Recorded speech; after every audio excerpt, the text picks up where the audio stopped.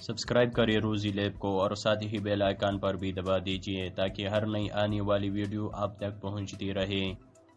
گلے کی خرابی، حلق کی سوزش، سانس کی نالی میں کسی قسم کے انفیکشن کا جنم لینا یا پھیپھڑوں کی خرابی کانسی کا سبب بنتی ہے۔ اس کے لیے اپنی دیکھ بھال آپ کرنا نہایت ضروری ہوتا ہے۔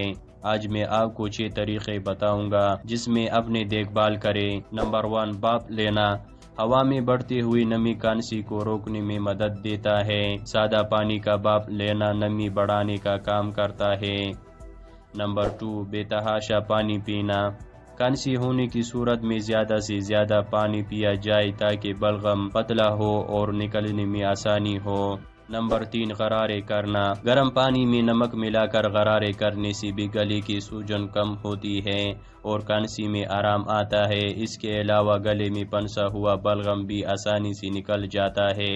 نمبر 4، وکس کی گولیاں چوسے۔ کف ڈراپس یعنی وکس کی گولیاں چوسنے سے بھی کانسی اور خراش میں آرام آتا ہے۔ اس کے لیے اسٹریپس سیلز کا استعمال کر سکتے ہیں۔